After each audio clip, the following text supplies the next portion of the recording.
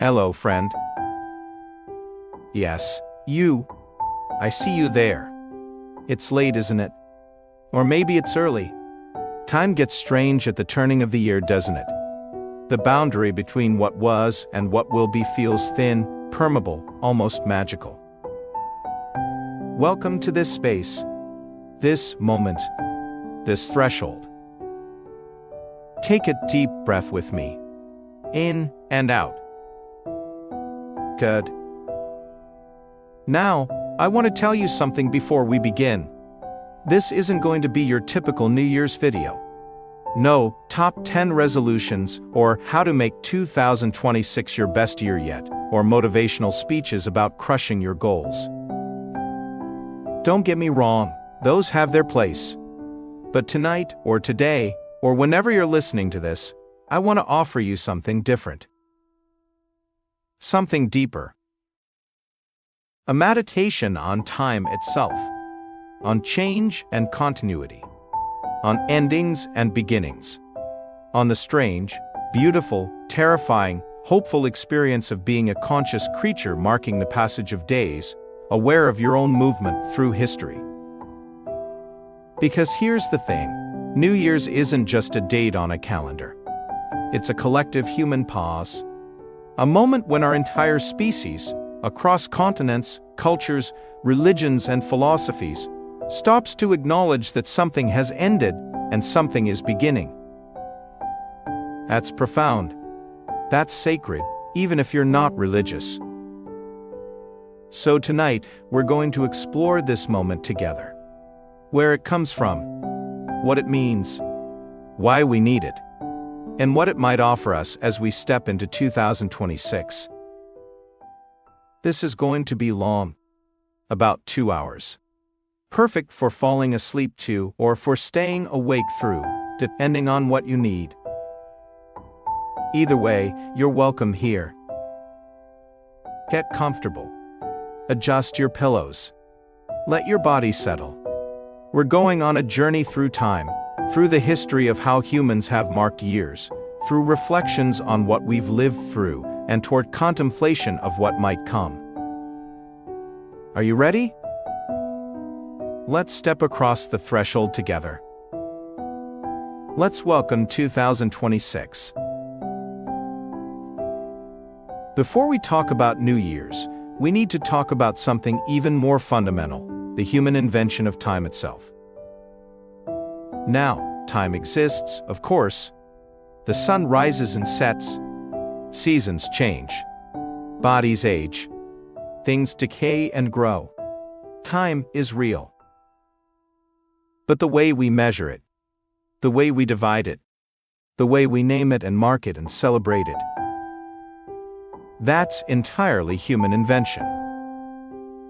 And it's one of our most beautiful inventions. Picture this. You're a human being 30,000 years ago. You live in what we now call Europe, though of course you don't call it that. You don't call it anything. It's just the world. You notice patterns. The moon gets bigger and smaller. Predictably. You can count this. You scratch marks on a bone, one mark for each night the moon appears. After about 29 or 30 scratches, the moon disappears and starts again. This is useful because certain things happen at certain moons.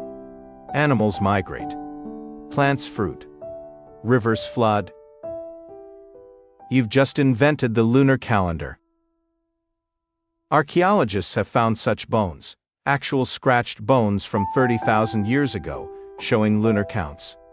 Our ancestors were tracking time before they built cities, before they invented writing, before they domesticated plants or animals. The need to measure time, to mark its passage, to divide the flowing river of experience into countable units, this is deeply, profoundly human. Fast forward to about 5,000 years ago. Humans have built civilizations now. In Mesopotamia, in Egypt, in the Indus Valley, in China. And they're all creating calendars. The Egyptians noticed that the Nile floods predictably. Not by the moon's cycle doesn't match the flood cycle, but by the sun. After a certain number of days, about 365, the flood comes again. They create a solar calendar. 12 months of 30 days each, plus 5 extra days at the end. Close enough to the solar year to be useful. The Mesopotamians create a lunisolar calendar, tracking both the moon and the sun, adding extra months when needed to keep the seasons aligned. The Mayans create not one but multiple interlocking calendars, a 260-day sacred calendar, a 365-day solar calendar, and a long count that tracks immense spans of time. The Chinese create a calendar that tracks both lunar months and solar seasons, with elaborate rules for intercalation, adding extra months to keep everything aligned. Every civilization invents its own way of dividing time, of saying, this day, this month, this year. Because once you're farming, once you're building cities, once you're planning for the future and remembering the past, you need a way to coordinate.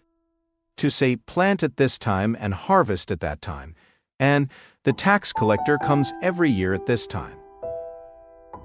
Time becomes not just observed, but organized. And with organization comes celebration. When is the new year?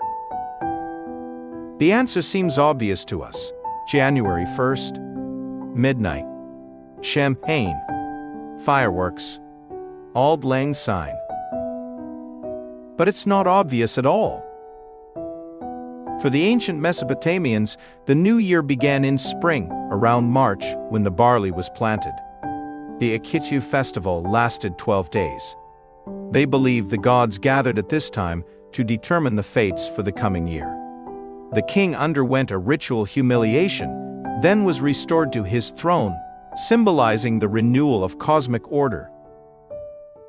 For the ancient Egyptians, the new year began when Sirius rose at dawn, just before the Nile's annual flood. Usually in July.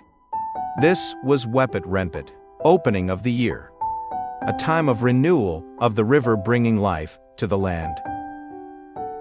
For the ancient Persians, Nowruz, the new year, fell on the spring equinox around March 20th. It still does for millions of people today. It's a celebration of nature's renewal, of balance between light and dark, of new beginnings. For the ancient Chinese, the new year fell on the second new moon after the winter solstice, usually late January or early February. Still does. The spring festival, with red lanterns and dragon dances and family reunions. For the ancient Celts, Samhain, around November 1st, marked the new year. The end of harvest, the beginning of the dark half of the year, when the boundary between worlds grew thin. For the ancient Romans, well, this is where our modern January 1st comes from, but it's a complicated story.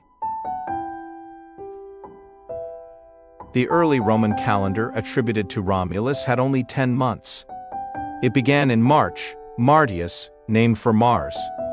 Then came Aprilis, Maius, Junius, and then Quintilis, 5th month, Sextilis, 6th, September 7th, October 8th, November 9th, December 10th. Wait, you're thinking. September means 7th, but it's the 9th month. October means 8th, but it's the 10th month. Exactly. Because the calendar changed. Around 713 BCE, King Numa Pompilius added 2 months at the end, January for Janus, god of beginnings, and February for Febua, a purification festival. But the new year still began in March. Until 153 BCE, when the Roman Senate moved New Year's Day to January 1st. Why? Partly for administrative convenience. Consuls were taking office then. Partly for military reasons. They needed to send armies to Spain, and it was easier to coordinate if the year started earlier. So January 1st became the official start of the Roman civil year. but people didn't necessarily celebrate then. Many Romans still thought of March as the real beginning of the year. And when the Roman Empire Christianized, the Church didn't like the pagan associations of January 1st celebrations. Finally, in 1582, Pope Gregory XIII reformed the calendar. The Gregorian calendar not only corrected the drift of the solar year, the old Julian calendar was losing about 11 minutes per year, adding up over centuries, but it also standardized January 1st as New Year's Day. Catholic countries adopted it immediately. Protestant countries were suspicious. Why should they follow the Pope? And adopted it slowly over the next few centuries. Orthodox countries held out even longer. Britain and its colonies, including America, didn't adopt the Gregorian calendar until 1752. Before then, they celebrated New Year's on March 25th. Russia didn't adopt it until 1918, after the Bolshevik Revolution. Greece didn't adopt it until 1923. So, New Year's on January 1st is a relatively recent global standard. For most of human history, the New Year fell at different times for different peoples. And you know what? That's beautiful. It reminds us that time is, in a sense, what we make it. The divisions are human. The celebrations are human. The meaning is human. The cosmos doesn't care if it's 2026. But we do. And that caring, that marking, that celebration, that's what makes us human. Let's pause here for a moment, friend. Take a breath. Let this sink in. You're participating in an ancient human practice. The same impulse that drove a hunter-gatherer to scratch marks on a bone 30,000 years ago. The same impulse that led the Babylonians to celebrate Akitu, and the Egyptians to honor Sirius, and the Romans to feast for Janus. That same impulse is in you tonight. The desire to mark time, to acknowledge endings, to welcome beginnings, to feel part of something larger than yourself, a collective turning of the human wheel. How does that feel? To know you're part of this immense, ancient tradition? Take a moment. Breathe into it. We'll continue when you're ready. There's something psychologically profound about beginnings. We love them. We need them. We create them, even when they're somewhat arbitrary. January 1st is just another day, right? The sun rises and sets like any other day. Your body doesn't feel different at midnight. The world doesn't fundamentally change. And yet, something shifts. In our minds, in our hearts, in our collective consciousness. Psychologists call this the fresh start effect.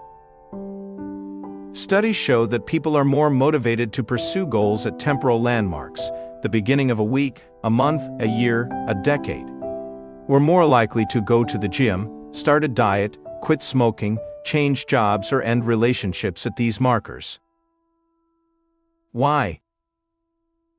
Because beginnings allow us to mentally separate from our past selves. They create a psychological boundary. That was the old me, this is the new me. Even though, of course, you're the same continuous being. Your habits, your tendencies, your deep patterns, they all continue across the arbitrary boundary of midnight on December 31st/January 1st. But the feeling of a fresh start, that's real. And it's powerful. Let's talk about Janus, the Roman god that January is named for. Janus is depicted with two faces, one looking backward, one looking forward. He's the god of beginnings, transitions, doorways, passages. He looks both ways simultaneously. This is perfect symbolism for New Year's. Because that's what we do, isn't it? We look back at what was, and we look forward to what might be.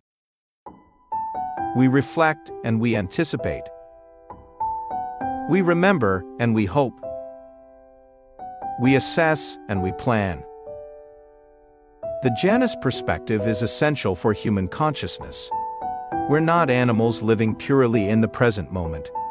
We're creatures who remember our past and imagine our future. We learn from what was and dream about what might be. And New Year's is our collective Janus moment. And let's look backward first. 2025 is ending, or has ended, depending on when you're listening to this. What was it like this year that's passing? I'm going to speak in generalizations here, knowing that your specific experience might be completely different. But let's consider what we, as a species, as a global community, have lived through. 2025 was complicated. Like most years, honestly. There were wars. There always are. Conflicts continued in various parts of the world. People suffered. People died. People fought for causes they believed in or were caught in systems beyond their control. There were elections, shifts in power, political tensions, the usual dance of democracy and autocracy, liberalism and conservatism, progress and reaction. There were technological developments. Artificial intelligence continued its rapid advance. The conversation about AI's role in society, work, creativity, and human identity intensified. There were climate events, extreme weather, conversations about sustainability, about our relationship with the planet, about what we're leaving to future generations. There were economic fluctuations. Some thrived. Many struggled. The gap between rich and poor remained vast, as it has for millennia. There were cultural moments. Music that moved us. Films that captured something. Books that helped us understand. Art that challenged or comforted. There were scientific discoveries. Medical advances. Incremental progress in understanding the universe, from the quantum to the cosmic. There were births and deaths. Always. Every day. New souls entering the world, old souls departing. The great wheel turning. And in your personal life, that's for you to reflect on. Maybe 2025 was the best year of your life. Maybe it was the hardest. Maybe it was both, joy and pain intertwined like they always are. Maybe you achieved something you're proud of, or failed at something you wish had gone differently. Maybe you fell in love, or fell out of it. Maybe you healed, or discovered a new wound. Maybe you found meaning, or lost it, or are still searching. All of this is valid. All of this is part of the human experience. The practice of reflection, of actually looking back and taking stock, is essential. Not to judge ourselves harshly, not to dwell on regrets, but to learn, to integrate, to honor what was. Because how can we know where we're going if we don't acknowledge where we've been? Here's a practice for you if you're so inclined. When you reflect on 2025, try to do it gently, with curiosity rather than judgment. Instead of "I failed at X, try, what did I learn from X?" Instead of "I wasted so much time," try, what was I seeking when I spent time that way? Instead of "I should have been different," try, what was I doing the best I could with what I knew then? This isn't about avoiding accountability. It's about approaching yourself with the same compassion you'd offer a dear friend. Because here's a truth that's hard to accept. You did the best you could with the resources, internal and external, that you had at the time. Yes, you made mistakes. We all do. That's how humans learn. Yes, there are things you wish you'd done differently. Me too. But the person you were on January 1st, 2025, didn't have the knowledge and experience that the person you are today has. They were doing their best with what they had. Honor that person. Thank them for getting you here. And then, when you're ready, turn the other face of Janice forward. Now let's look ahead to 2026. What do you see? No, really. Close your eyes if you're comfortable doing so. What do you see in the year ahead? Maybe you see specific goals, places you want to go, things you want to accomplish, changes you want to make. Maybe you see relationships you want to deepen, or end, or begin. Maybe you see professional ambitions, creative projects, personal growth. Maybe you see healing, recovery, a return to wholeness. Maybe you see continued struggle. Because let's be honest, not every year is a year of triumph. Sometimes survival is enough. Or maybe you see nothing. Maybe the future is opaque to you right now. Just a blank screen. And that's okay too. Here's what I want to tell you about 2026. You don't know what it holds. Neither do I, neither does anyone. We can plan. We can set intentions. We can make resolutions. And all of that has value. But life doesn't care about our plans. Life happens. Plot twists occur. The unexpected arrives, sometimes terrible, sometimes wonderful, usually both. So yes, look forward. Yes, plan. Yes, set goals and intentions. But also, hold it all lightly. The goal isn't to control the future. The goal is to show up for it, whatever it brings, with as much presence, courage, compassion, and openness as you can muster.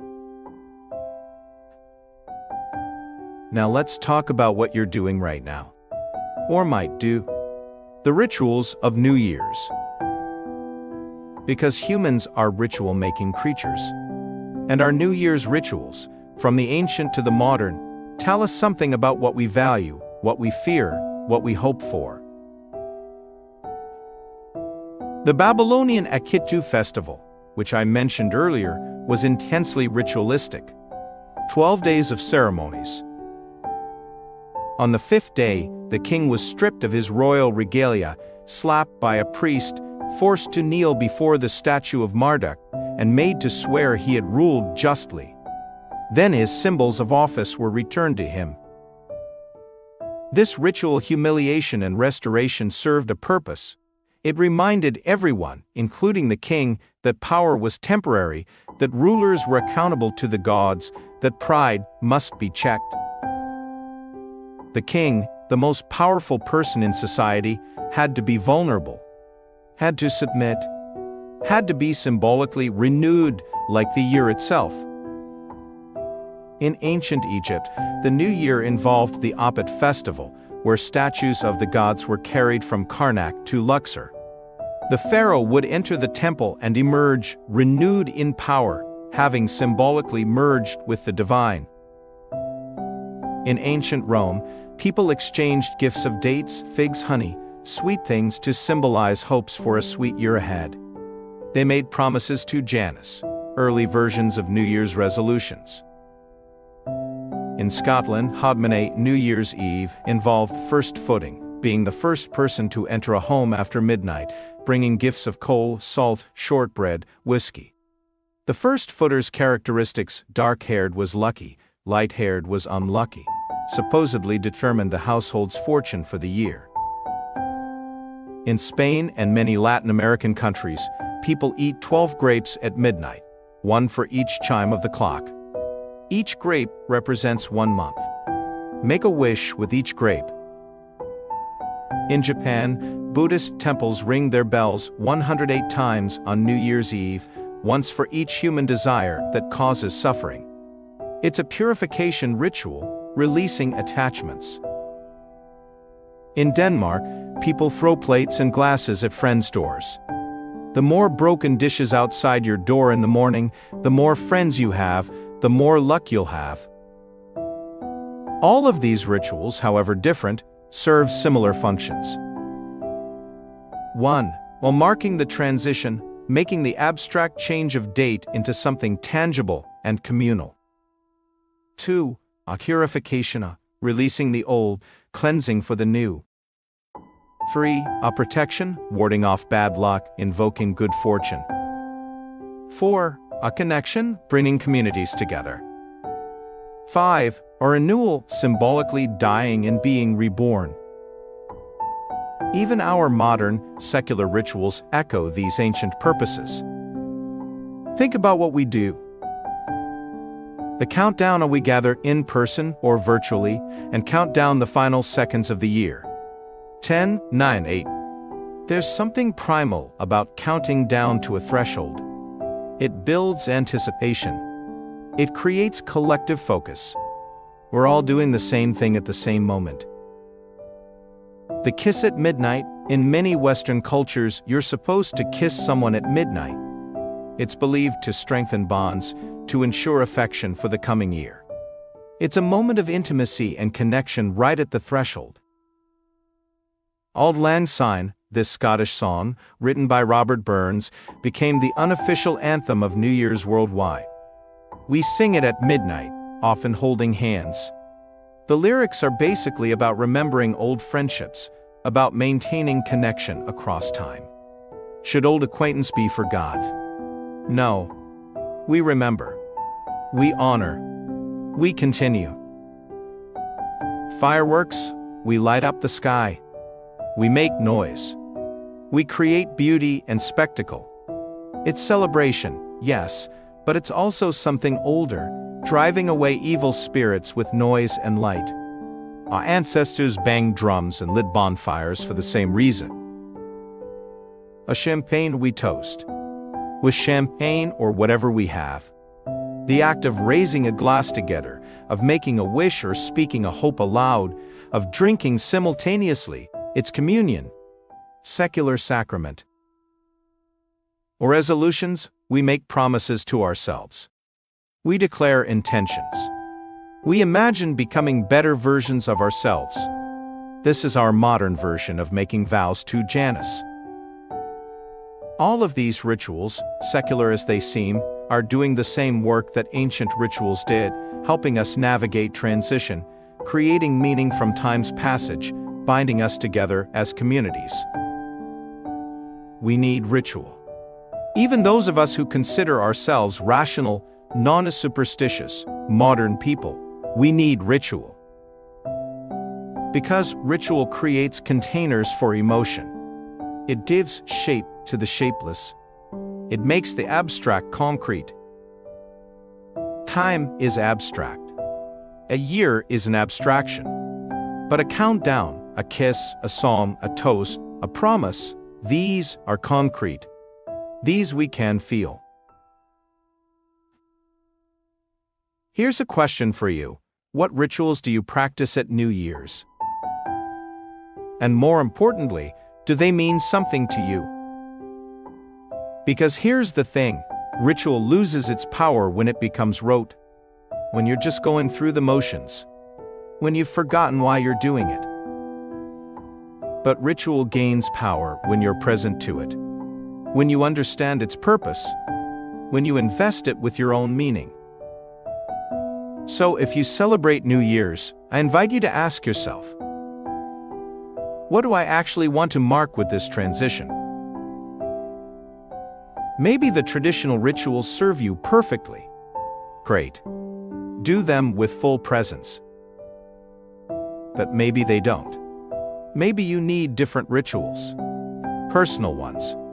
Meaningful ones. Some ideas, if you're searching. Write a letter to yourself. Write to your January 1st, 2027 self. What do you hope you'll have learned, experienced, become? Seal it. Read it next year. Burn something. Write down what you're releasing from 2025 on paper. Burn it safely. Watch the smoke carry it away. Purification. Plant something, a seed, a bulb, a tree. Something that will grow through 2026. Tend it. Let it remind you that growth takes time. Create a time capsule, small objects that represent this moment. A photo, a ticket stub, a note, something to open in 5 years or 10. A message to your future self. Make art, paint, draw, write, compose. Create something that expresses where you are right now, at this threshold. Walk, go outside if you can. Walk into the new year. Literally. Feel your body moving from one year to the next. Sit in silence, just sit. Breathe. Be present to the moment. Let the transition be internal rather than external. Gather your people, the people you love, the people who matter. Tell them they matter. That's the ritual. Connection. The form doesn't matter as much as the intention. The ritual is only as powerful as the meaning you give it. So give it meaning. We need to talk about New Year's resolutions. The statistics are grim. Studies suggest that about 80% of New Year's resolutions fail by February. Only about 8% of people achieve their New Year's goals. So, should we just give up on resolutions? Are they pointless? No. But we need to understand what we're actually doing when we make them. Let's be honest about why most resolutions fail. 1. They're too vague. Get in shape, what does that mean? How will you know when you've achieved it? Be happier, beautiful intention, but no concrete action. Read more than what? More than last year? 1 book? 100? Vague goals feel inspiring, but provide no roadmap. 2. They're too ambitious? Lose 50 pounds when you haven't exercised in 5 years. Write a novel when you've never finished a short story. Become a morning person when you've been a night owl your entire life. Massive goals without incremental steps lead to overwhelm and abandonment. 3. They're based on shame? Stop being so lazy. Quit being such a mess. Finally become someone worthy. When the motivation is self-hatred, the resolution is already poisoned. Shame is a terrible motivator for positive change. 4. They're imposed rather than authentic. I should lose weight because society says. I should get a better job because everyone expects. I should be different than I am because. When the resolution isn't truly yours, isn't arising from your actual values and desires, it lacks real power. 5. They lack systems and support. I'm going to run every day, but you haven't planned when, where, or what happens when it rains, or you're sick, or you travel. I'm going to save money, but you haven't changed any spending habits or set up automatic transfers or created a budget. Good intentions without systems are just wishes. 6. They're all or nothing? I'll go to the gym 5 days a week, then you miss 1 week and decide you fail, so you quit entirely. I'm never eating sugar again, then you have a cookie and feel you've broken the resolution, so you binge. Perfectionism kills progress. So what's the alternative? I'm going to suggest a different framework. Not because it's the only way, but because it's helped me and might help you. Instead of resolutions, think of intentions. Instead of, I will do X, think, I intend to move in the direction of Y. Here's the difference. A resolution, I will go to the gym 4 times a week. My intention, I intend to move my body in ways that feel good and build strength. A resolution, I will publish a book this year. My intention, I intend to show up to my writing practice regularly and trust the process. A resolution, I will save $10,000 and my intention, I intend to develop a healthier relationship with money and practice generosity toward my future self. See the difference? Resolutions are rigid. They can be failed. They're binary. You did it or you didn't. Intentions are directional. They're about orientation rather than destination. They allow for flexibility, for learning, for the messy reality of human life. Here's another key insight. Think smaller than you think you should. Whatever change you want to make, scale it down to something almost embarrassingly small.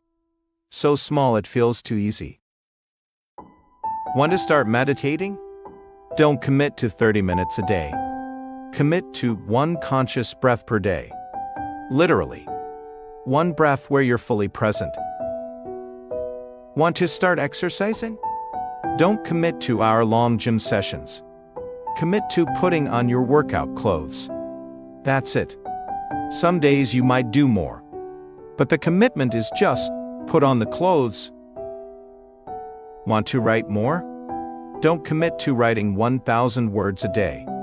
Commit to writing 1 sentence. 1 sentence. This sounds ridiculous. 1 breath, 1 sentence. What will that accomplish? Here's what it accomplishes. 1. It builds the habit loop. Habits form through repetition, not through intensity. Doing something small every day builds the neural pathway faster than doing something big occasionally. 2. It removes resistance.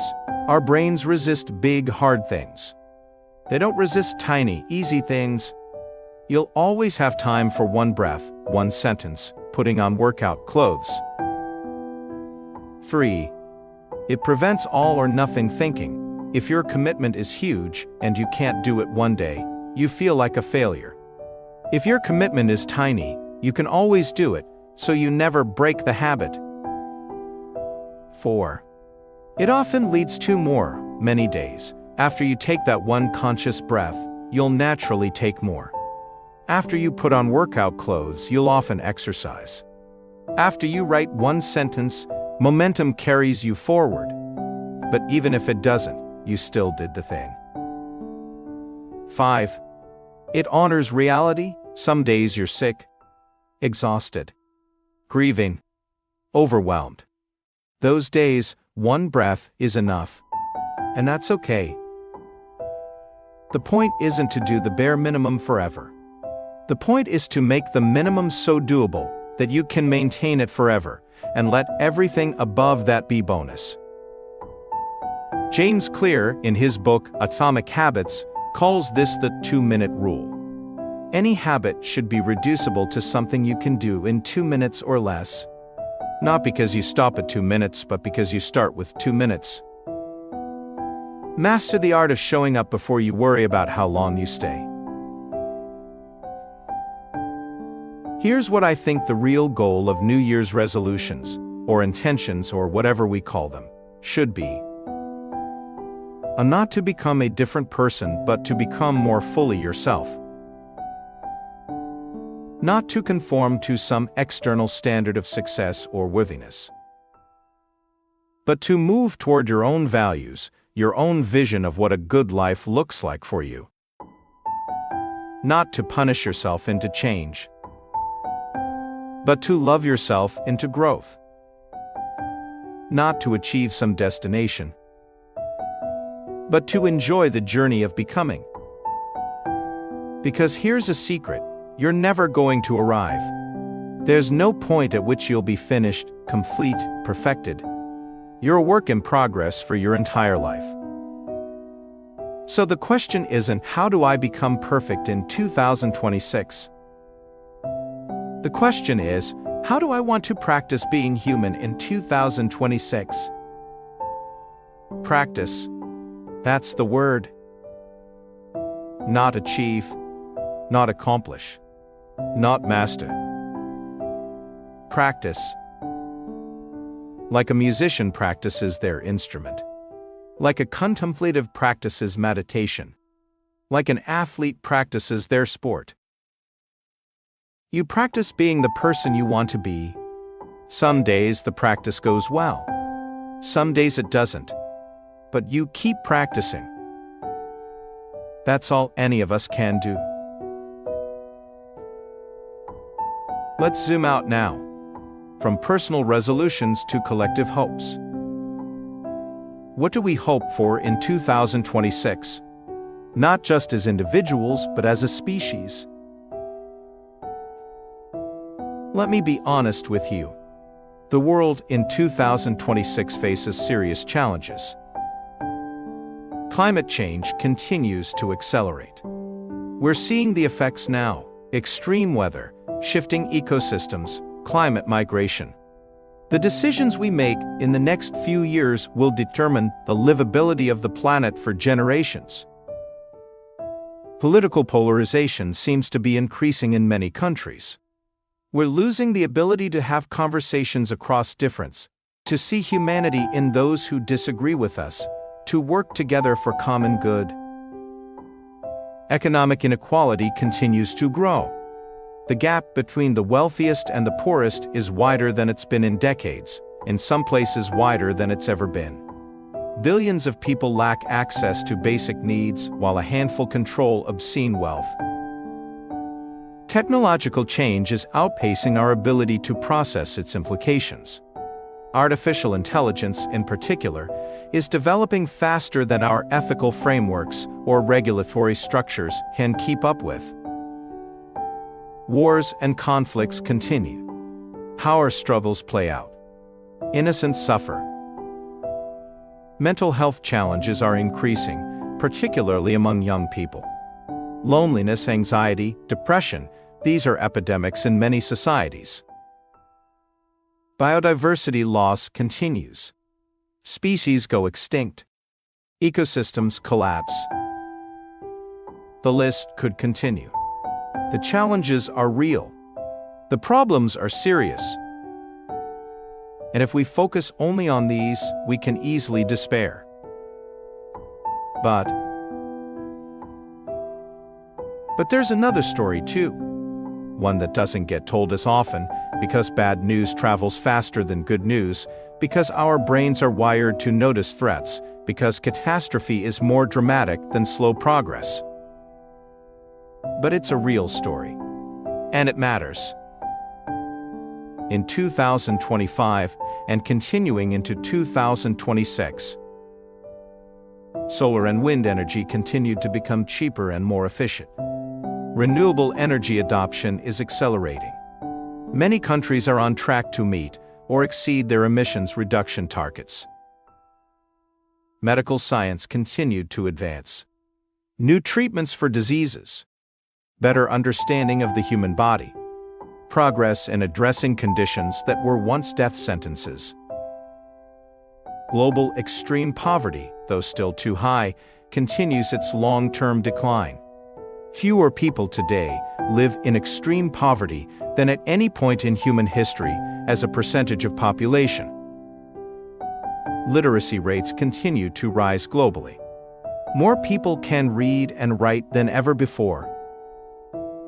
Child mortality continues to decline. More children survive their first 5 years than in any previous generation. Democracy, though under strain in some places, has expanded to more people than ever before in human history. Awareness of mental health has increased dramatically. The stigma around seeking help is decreasing. More people are getting treatment.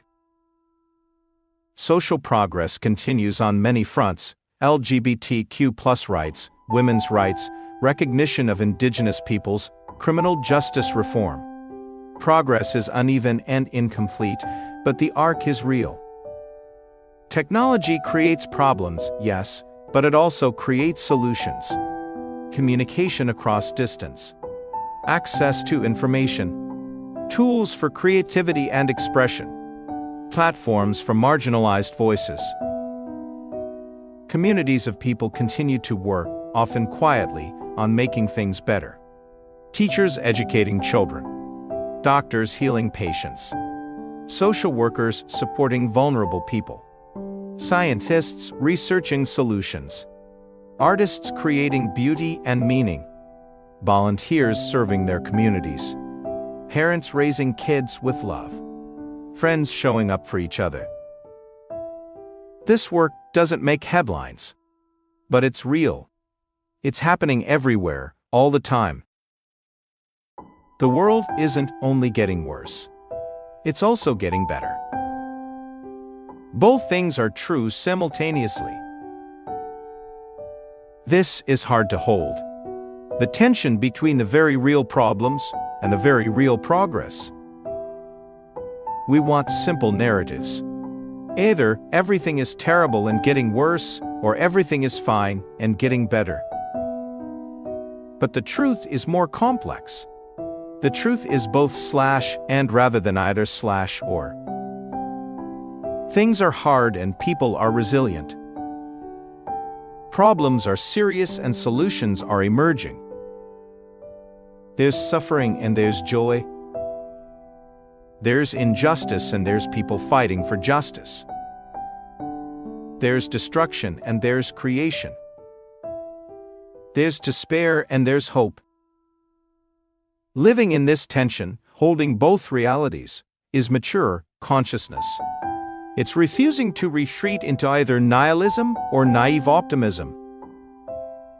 It's saying, yes, things are hard. And yes, I'm going to show up anyway. Yes, my individual actions feel small in the face of massive systems. And yes, I'm going to take them anyway. Yes, I don't know if it will be enough. And yes, I'm going to try anyway. This is hope, not as naive optimism, but as committed action despite uncertainty. Let's talk about hope for a moment. The theologian Walter Brueggemann says hope is not about optimism, believing things will turn out well. Hope is about participating in God's future that's breaking into the present. The activist Marianne Kaba says hope is a discipline. Not a feeling, but a practice. You practice hope by showing up, by doing the work, by continuing to fight for what's right even when you're tired. The poet Emily Dickinson says hope is the thing with feathers that perches in the soul and sings the tune without the words and never stops at all. The prisoner Viktor Frankl, surviving the Nazi concentration camps, found that those who maintained hope, not that they would necessarily be rescued, but that their suffering had meaning, that life had purpose, were more likely to survive. The organizer Adrienne Mary Brown says hope is an action word. It requires us to do something. I think hope is all of these things. Hope is not passive. It's not, everything will be fine so I don't need to do anything. Hope is active.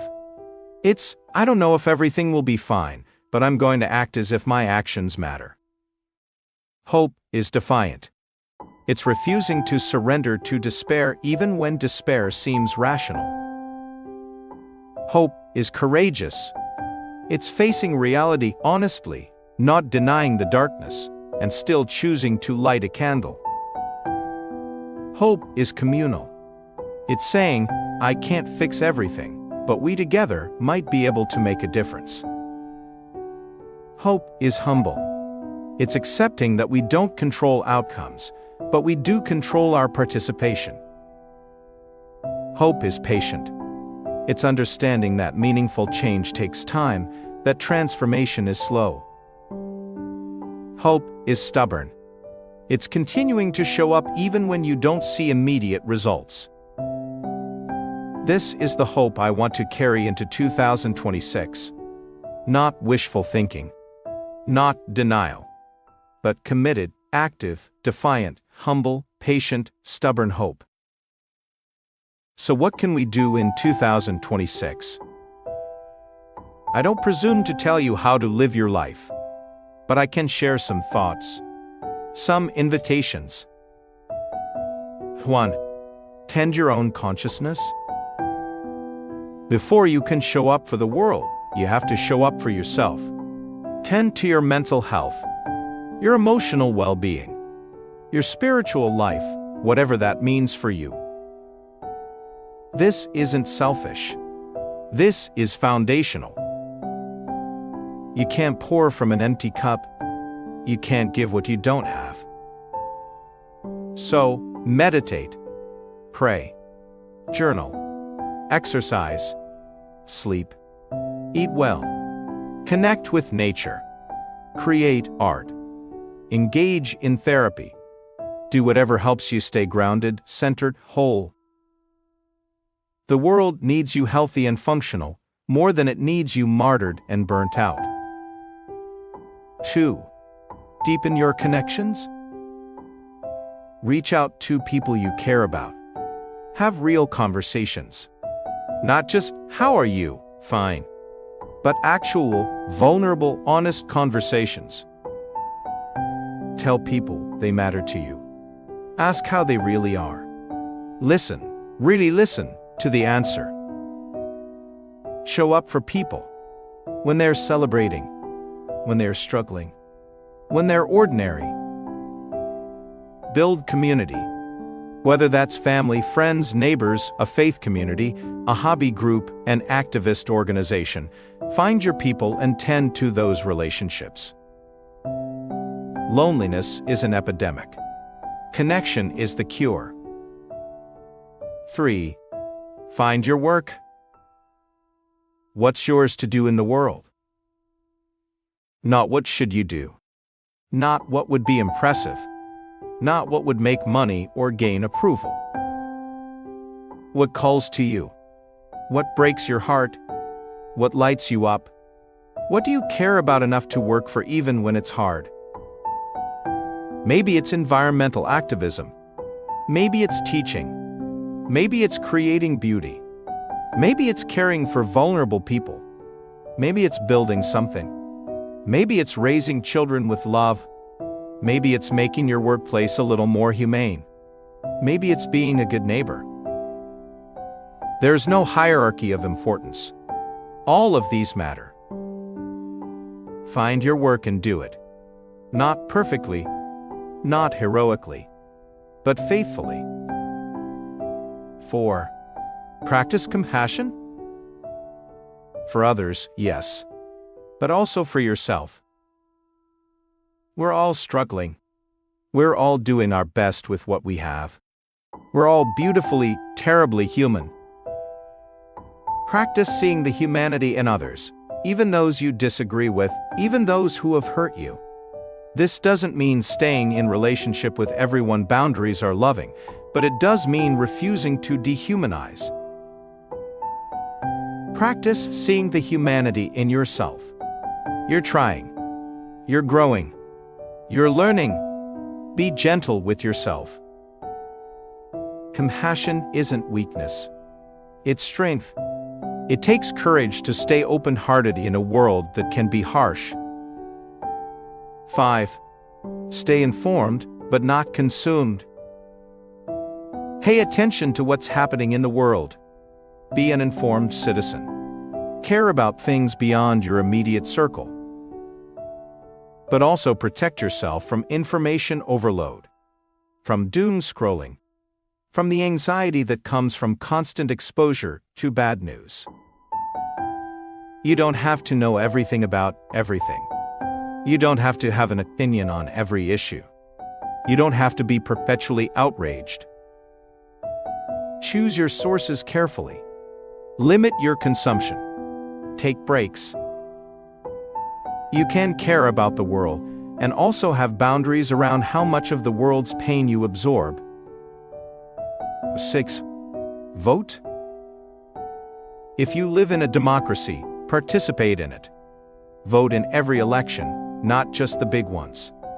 Local elections often matter more for your daily life than national ones.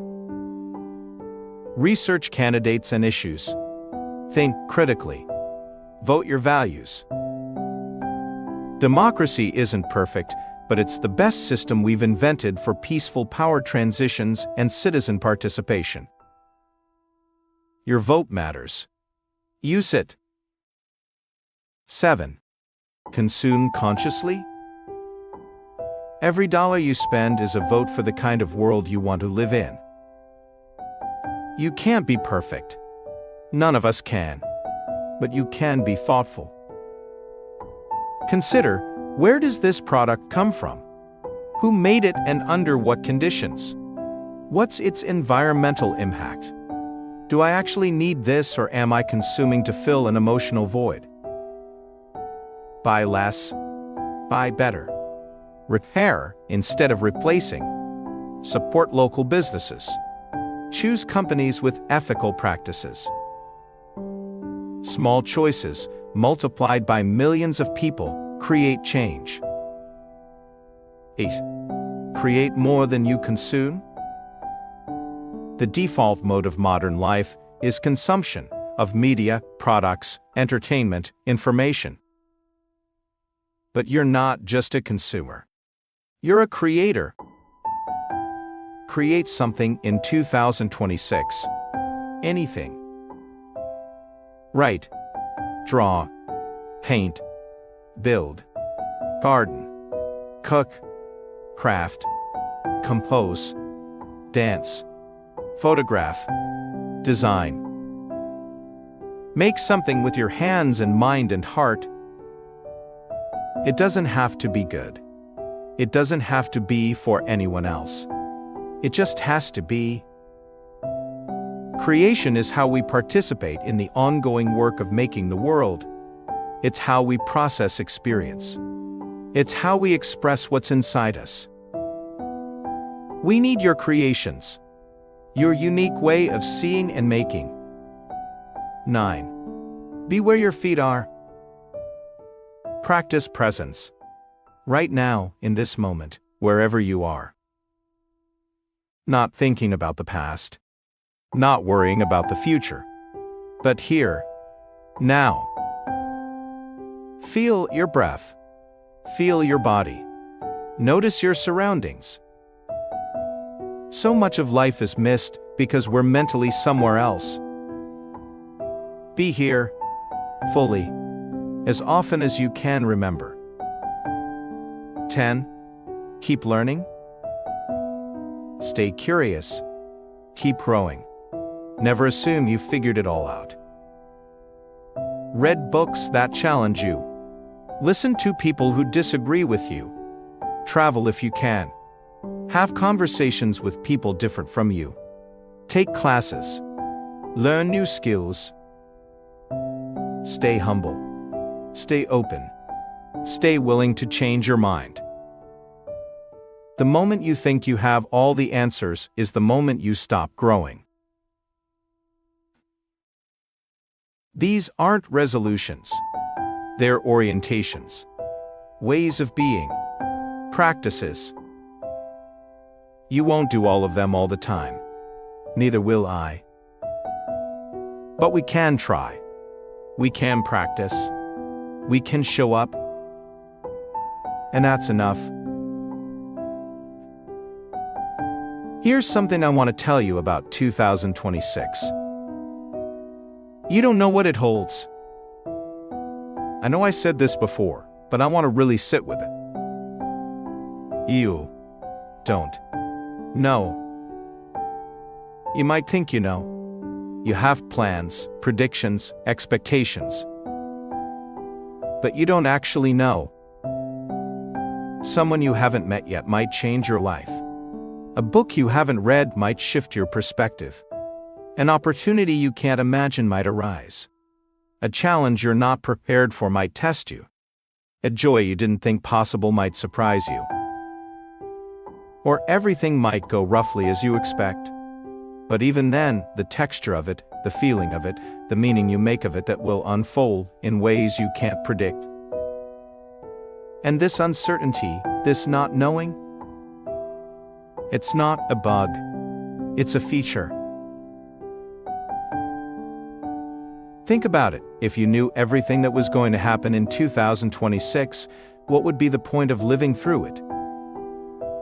The openness of the future, the fact that it's not yet determined, that your choices matter, that surprises are possible, this is what makes life alive. Uncertainty creates space for possibility. Things you can't imagine might happen. Doors you don't know exist might open. Agency, your choices matter, because the outcome isn't predetermined. Growth, you learn by encountering the unexpected, by adapting, by responding to what you didn't anticipate. A mystery, life, remains interesting, because it's not fully knowable or controllable. Faith, that you develop trust, in yourself, in others, in the universe, in God if you believe in God, by walking forward without guarantees. Presence, when you don't know what's coming, you have to pay attention to what is. Yes, uncertainty can be anxious. Our brains crave predictability and control. The unknown feels threatening. But uncertainty is also where life happens. The best things in your life, the people you love, the experiences that shaped you, the moments that matter most, probably weren't things you planned. They were surprises, gifts of uncertainty. So as we stand at the threshold of 2026, not knowing what it holds, we can choose to see this not knowing as a threat to be avoided, but as an invitation to be accepted. We can step into the unknown with curiosity, rather than fear. We can hold our plans lightly and our values firmly. We can control what we can control, our responses, our choices, our attitudes, and release the rest. We can trust that we'll have what we need to meet what comes, because we always have so far. I want to share a metaphor with you. It's not original to me, but it's helped me. Think of time as a river. You're in a boat on this river. You have a paddle. You can steer it to some extent. You can paddle harder or easier. You can choose which side of the river to navigate toward. But you're going downstream. The current carries you. You can't stop it. You can't reverse it. You can't get out of the boat. The river is time. Always flowing. Always moving you forward whether you're ready or not. Some parts of the river are calm. Gentle current. You can relax, look around, enjoy the scenery. Some parts are rapids, turbulent, chaotic. All you can do is hold on and try to keep the boat upright. Some parts are narrow and constrained. You have little room to maneuver. The path is basically chosen for you. Some parts open into wide expanses. You have choices about where to go, what to explore. Sometimes you can see ahead, a bend in the river, calm water, approaching rapids. Sometimes you can't. The river turns and you don't know what's around the corner. Sometimes you're alone in your boat. Sometimes you're traveling alongside others. Sometimes you share a boat with people you love. You pass landmarks. Some you expected. Some surprise you. Some you'll remember forever. Some you'll forget by tomorrow. And here's the thing about the river. You can't get out. You can't stand still. You can't go back upstream to a stretch you loved or to fix a mistake you made. All you can do is be here, now, in this boat, on this stretch of river, with this paddle in your hands. New Year's Day is like a landmark on the riverbank. A tree you planted last year. A rock painted with the date. You pass it and you think, there, that marks the passage of another year, another rotation around the sun, another cycle complete. But the river doesn't change at that marker. The water flows just as it did a moment ago. You're still in the same boat, with the same paddle, facing the same direction. And yet, the marker matters. Because you notice it. Because you pause to acknowledge it. Because you look back at where you've been and ahead to where you're going. The marker creates a moment of reflection in the constant flow. This is what New Year's is. A marker. A moment. A pause in the river to look around and take stock. The river keeps flowing. But you've noticed. You've marked. You've honored the passage. And that matters. So how do you navigate this river of time? How do you make the journey meaningful? Here are some thoughts. 1. Pay attention. Don't just float unconsciously downstream. Look around. Notice. See the scenery, the light on the water, the other boats, the birds overhead, the fish below. Life is happening right now. Don't miss it. 2. Use your paddle. You have agency. Not over the current, you can't control that. But over how you respond to it. Steer toward what matters to you. Paddle away from what doesn't serve you. Make choices. Take action. You're not just a passive passenger. You're a navigator. 3. Adjust to conditions. In calm water, rest. Relax. Enjoy the peace. In rapids, focus. Hold on. Use all your skill and strength.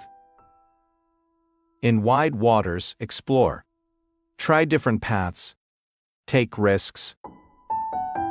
In narrow passages, accept the constraints. Do what you can with what you have. Flexibility is survival. 4. Learn from the journey. That rapid you barely survived? You're stronger for it. You know more now. That calm stretch you loved? You carry that peace with you. That mistake you made, that rock you hit? You'll navigate better next time. Every part of the river teaches if you're willing to learn. 5. Connect with fellow travelers. You're not the only one on this river. Everyone else is navigating it too. Help each other.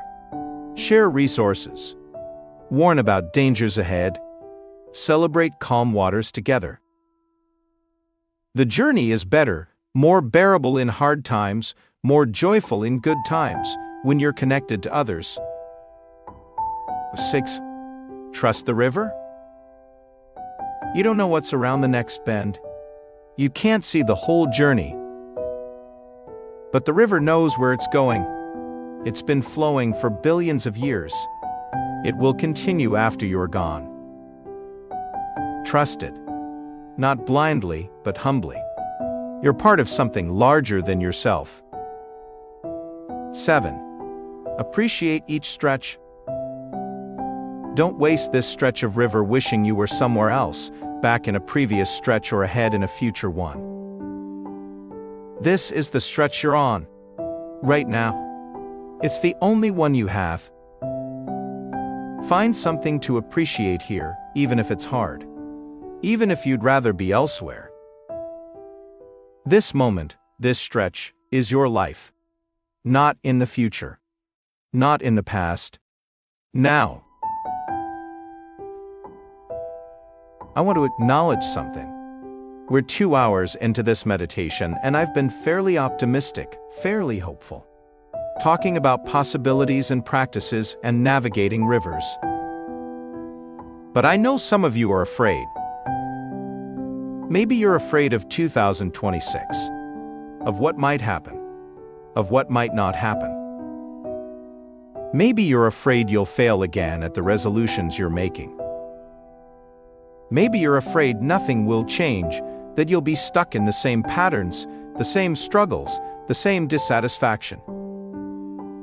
Maybe you're afraid everything will change, that what you have now will be taken away. Maybe you're afraid of aging, of time passing, of opportunities closing, of mortality. Maybe you're afraid of the state of the world, of what you see happening, of what might be coming. Fear is real. Fear is valid. Fear is human. And I want to speak to your fear for a moment. First, it's okay to be afraid. You don't have to be fearless. You don't have to conquer your fear. You don't have to be positive and optimistic and confident all the time. Fear is information. It's your nervous system trying to protect you. It's ancient wisdom wired into your biology. Sometimes fear is appropriate. When there's actual danger. When something important is at risk. When you're facing something difficult. Don't shame yourself for being afraid. That said, there's a difference between fear and anxiety. Fear is a response to present danger. Your body preparing to fight, flee, or freeze in the face of an immediate threat. Anxiety is fear about the future, about things that might happen, about imagined threats. Most of what we feel isn't fear. It's anxiety. We're anxious about 2026 because we don't know what it holds. We're anxious about whether we'll succeed at our goals. We're anxious about climate change, political instability, economic uncertainty, personal vulnerability. But here's the thing about anxiety. It's trying to solve a problem, future uncertainty, that can't be solved. You can't know the future. You can't control everything. You can't guarantee outcomes. So anxiety just spins. And spins. And spins. It doesn't actually help you prepare. It just exhausts you. So what helps? 1. Come back to the present. Anxiety lives in the future. Presence lives now. When you notice anxiety spinning, come back. Breathe. Feel your body. Look around. What's actually happening right now in this moment? Usually, right now is okay. Not perfect. Maybe not even good. But manageable. Present. The catastrophe is in the future that might be, not in the now that is. 2. Distinguish what you can control from what you can't. You can't control whether you'll succeed at your goals. But you can control whether you show up to practice. You can't control the state of the world. But you can control your choices and actions. You can't control how others respond to you. But you can control how you treat others. You can't control outcomes. But you can control effort. Focus your energy on what's actually in your hands. Release the rest. 3. Plan for what you can plan for. Some anxiety comes from lack of preparation. If you're anxious about something specific, ask, is there action I can take? Preparation I can do? If yes, do it. Make the plan. Take the step. Prepare as best you can. Then release it. You've done what you can do. 4. Share the burden. Don't carry anxiety alone. Talk to someone. A friend, a therapist, a partner, a support group. Anxiety shrinks when we speak it aloud, when someone else witnesses it, when we realize we're not alone in it. 5. Remember what you've survived. You've lived through 100% of your worst days so far. You've faced hard things before. You've been uncertain before. You've been afraid before. And you're still here. You're more resilient than you think. You have more resources than you realize. You'll meet what comes when it comes. You always have. If you're afraid tonight, let me offer you this blessing. May you know that your fear doesn't make you weak. May you hold your anxiety with compassion, recognizing it as your mind trying to protect you, even if its methods are imperfect. May you find moments of peace, of presence, of okayness, even in the midst of uncertainty. May you remember that you don't have to face the whole year at once, just this day, this moment, this breath. May you trust that you'll have what you need when you need it, because you always have. May you know that it's okay not to be okay. That struggling doesn't mean failing. That fear and hope can coexist. May you be gentle with yourself as you navigate the unknown. And may you know, deep in your bones, that you're not alone. That millions of us are stepping into 2026 with the same uncertainty, the same fear, the same fragile hope. We're in this together. Let's talk about cycles for a moment. Because New Year's isn't just a linear thing, moving from 2025 to 2026 in a straight line. It's also a cycle. We've been here before. We'll be here again. Every year, we stand at this threshold.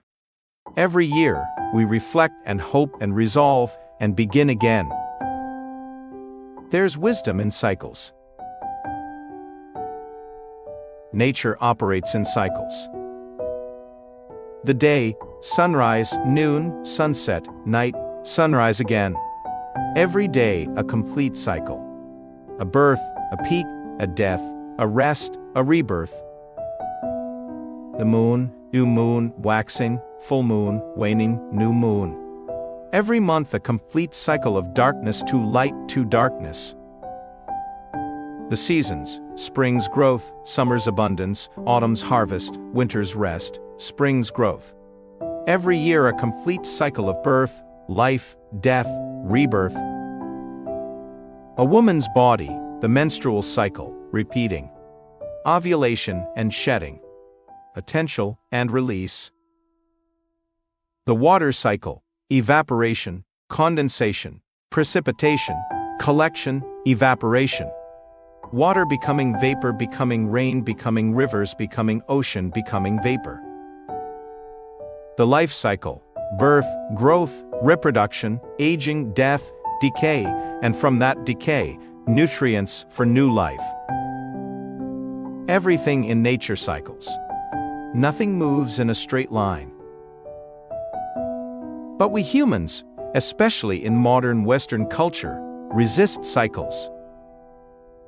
We want constant growth, constant progress, constant productivity, constant expansion. The economic system demands it. Grow or die. Produce more every quarter. Expand infinitely. The cultural narrative reinforces it. Be more. Do more. Achieve more. Never stop. Never rest. Never go backward. But this is unsustainable. Exhausting. Inhumane. Because we're natural beings. And nature cycles. You can't be spring all year. You need winter. You need rest. You need the fallow time. You can't be full moon all month. You need the dark moon. You need the hidden time. You can't be day all the time. You need night. You need sleep. What if, in 2026, you honored cycles? What if you allowed yourself seasons? Seasons of intense work and seasons of rest. Seasons of social connection and seasons of solitude. Seasons of creation and seasons of reception. Seasons of striving and seasons of surrendering. What if you stopped expecting yourself to be constantly productive, constantly growing, constantly achieving? What if you trusted that rest is productive? That integration is necessary? That sometimes you need to go inward before you can go outward again? What if you saw setbacks not as failures, but as part of the natural ebb and flow? What if you understood that just as the tide goes out, it always comes back in? Here's an image I love. Instead of thinking of progress as a straight line going up, think of it as a spiral. You move forward, but you also circle back to similar places, similar issues, similar lessons. But each time you circle back, you're at a higher level. You see from a different perspective. You have more wisdom.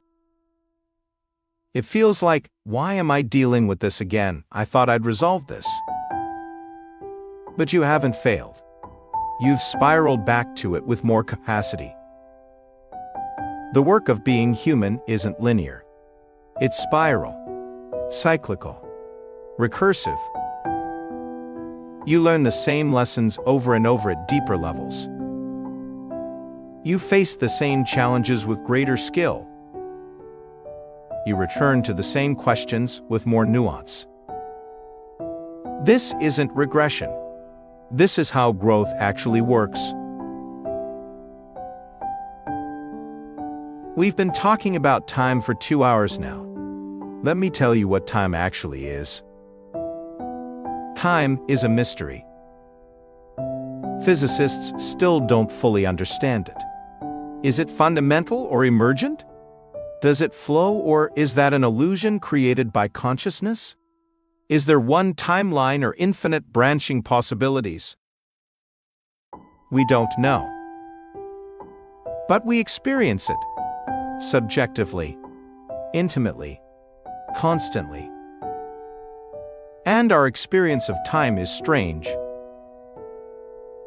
Time stretches and contracts based on our experience. A minute can feel like an hour when you're in pain or bored. An hour can feel like a minute when you're in flow or joy. A year in childhood felt infinite. A year in middle age flies by. Time when you're waiting for something important crawls. Time when you're with someone you love races. Time is not actually elastic. A second is always a second, measured objectively. But subjectively, time is as elastic as taffy. Here's something else: the past and future only exist in your mind. The past is memory. It already happened. It's no longer real in the physical sense. It only lives in your neural patterns, your stories, your interpretation. The future is imagination. It hasn't happened. It might never happen. It only lives in your projections, your fears, your hopes. Only the present is actually real. Only now actually exists. And yet, we spend most of our time in the past or future, rarely in the now. Einstein taught us that time is relative, that it can slow down or speed up depending on velocity and gravity. An astronaut traveling at high speed ages slower than people on Earth. Someone near a massive gravitational field experiences time differently than someone far from it. Time is not absolute. It's not a fixed grid that everything exists within. It's woven into the fabric of space itself, space-time. Einstein also said, after his best friend died, "For we convinced physicists, the distinction between past, present, and future is only an illusion, however persistent. All of time, past, present, future, exists simultaneously in the block universe view. We just experience it sequentially because of how our consciousness works. I don't know if that's comforting or terrifying. Maybe both. Here's what all this means for 2026. The year is both arbitrary and meaningful. Arbitrary because it's a human construct, a way of marking cycles based on Earth's rotation around the Sun, named for a god, Janus, that we don't even believe in anymore, beginning on a date, January 1st, chosen by ancient Roman senators for administrative convenience. But meaningful because we make it so. Because we invest it with significance. Because we use it as a marker for reflection and renewal. Both are true. And maybe that's okay. Maybe meaning is something we create. Maybe it doesn't have to be cosmically ordained to be real. Maybe the fact that millions of us around the world have agreed, this is when the year changes, is enough to make it powerful. Maybe collective agreement creates reality in its own way. We're nearing the end of this meditation. But before we close, I want to talk about gratitude. Because gratitude might be the most important practice we can cultivate in 2026. Gratitude isn't just being polite or positive. It's not toxic positivity that denies real problems. Gratitude is a practice of noticing what's good even while acknowledging what's hard. And research shows it's profoundly beneficial. Gratitude increases happiness and life satisfaction. It reduces depression and anxiety. It improves physical health, better sleep, stronger immune system, lower blood pressure. It strengthens relationships. It increases resilience in the face of difficulty. It shifts focus from what you lack to what you have.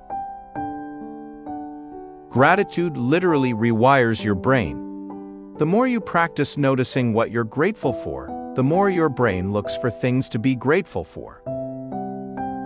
It's a positive feedback loop. How do you practice gratitude? Many ways. Here are a few.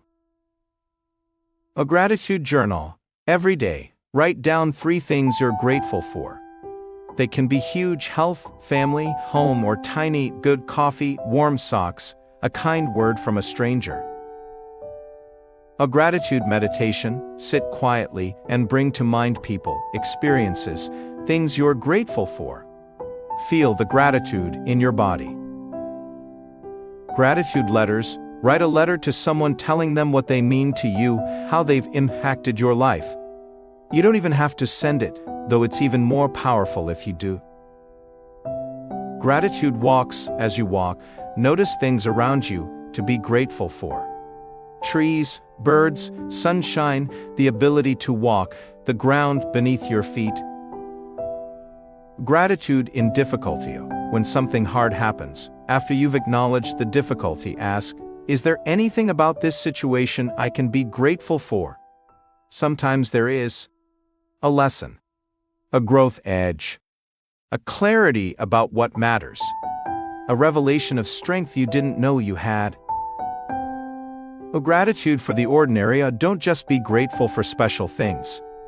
Be grateful for the ordinary miracles. Running water, electricity, food in your pantry, a bed to sleep in, lungs that breathe automatically, a heart that beats without you thinking about it. In a world that constantly tells you what you lack, what you should want, what you should buy to be happy, gratitude is rebellion. Gratitude says, I have enough. I am enough. This, right here, is enough. Not as an excuse to stop growing or working for justice or striving for better things, but as a foundation, as a ground, as a source of contentment that isn't dependent on circumstances. In a world optimized to make you feel insufficient, gratitude is radical. So let me ask you, what are you grateful for from 2025? Not just the big things, though those too, but the small things, the ordinary miracles, the moments that might seem insignificant but actually sustained you. Maybe you're grateful for a conversation that mattered, a meal shared with someone you love, a book that moved you, a moment of beauty, sunset, music, art, your body working, even if imperfectly, a problem that got solved, a laugh when you needed it, a stranger's kindness, a pet's unconditional love, a night of good sleep, a morning you woke up, a challenge that made you stronger, a loss that taught you what matters, a person who showed up for you, a moment you showed up for yourself. Take a moment, really. If you're comfortable, close your eyes, and bring to mind at least 3 things from 2025 that you're grateful for. Feel the gratitude. Let it fill your chest. Let it warm you. This is not denial of difficulty. This is acknowledgement of gift. Both exist. Both are real. And here, at the threshold of 2026, let me express gratitude for you. For showing up to this long meditation. For being willing to reflect, to consider, to sit with uncertainty and hope and fear and possibility. For being a conscious being trying to live well in a complex world. For caring enough to think about how you want to move through the coming year. For being part of the human community, this vast collection of souls trying to make meaning and connection and beauty in the brief time we have. Thank you for being here. Thank you for being you. And now finally, let me offer you a blessing as we step together into 2026. May you greet the new year with both realism and hope, seeing clearly what is while maintaining faith in what might be. May you hold your plans lightly and your values firmly, knowing that flexibility in the former and commitment to the latter is wisdom. May you practice self-compassion when you stumble, because you will stumble, because you're human and humans stumble. May you show up to your practices, your relationships, your work, even when you don't feel like it, especially when you don't feel like it, because that's when it matters most. May you rest when you need rest without guilt, knowing that rest is productive, that fallow times are necessary, that you can't bloom year-round. May you connect with others, with nature, with yourself, with whatever you call sacred, because connection is what makes life meaningful. May you create beauty in whatever way calls to you, because the world needs your particular way of seeing and making. May you speak truth even when it's hard, even when it's unpopular, even when your voice shakes. May you listen deeply, especially to those who disagree with you, because understanding is the foundation of peace. May you vote and volunteer and participate in the collective work of building a better world, even when your individual actions feel small. May you consume consciously, create generously, and leave things better than you found them. May you laugh often, cry when you need to, and feel deeply, because feeling deeply is evidence that you're alive. May you forgive others when you can, yourself always, because unforgiveness is a prison you lock yourself in. May you notice miracles, the ordinary ones, breath, sunrise, water, and the extraordinary ones, love, art, insight, transformation. May you stay curious, humble, and open to being wrong, because certainty is the death of growth. May you honor your limitations, while stretching toward your potential, knowing both are important. May you belong to communities that see you, challenge you, support you, and hold you accountable. May you give yourself what you need, whether that's discipline or permission, challenge or comfort, solitude or connection, because you know yourself best. May you trust the process even when you can't see the outcome, because the river knows where it's going even when you don't. May you find meaning not just in achieving, but in being, not just in accomplishing, but in experiencing, not just in producing, but in witnessing. May you know in your bones that your life matters, not because of what you achieve, but because you exist, because you're part of the web of being, because you're a unique expression of consciousness in the universe. May you feel held by something larger than yourself, whether you call it God or universe or love or community, or the interconnectedness of all things. May you meet whatever 2026 brings, joy and sorrow, success and failure, ease and difficulty, with courage, grace, and resilience. May you remember on hard days that this too shall pass, and on good days to savor them while they last. May you practice gratitude for what is while working toward what could be. May you live like you're here for a reason, because you are, even if you don't know what it is yet, even if you never fully know, the fact that you're here, now, conscious and alive, is reason enough. And may you end 2026, 365 days from now, able to look back and say, I was present, I tried, I cared, I showed up, I loved, I lived. That's enough. That's more than enough. That's everything. Friend, we've been together for a long time now. 2 hours. Maybe you've fallen asleep and that's perfect. Maybe you're still awake and that's perfect too. Either way, here we are. At the end of 1 year. At the beginning of another. At the threshold. I want to leave you with this. You don't have to have it all figured out. You don't have to know what 2026 will bring or who you'll be by the end of it. You don't have to have the perfect resolutions or the right plan or the ideal mindset. You just have to be willing to show up, to try, to stay open, to keep going. That's all any of us can do. And it's enough. 2026 is a year. Just a year.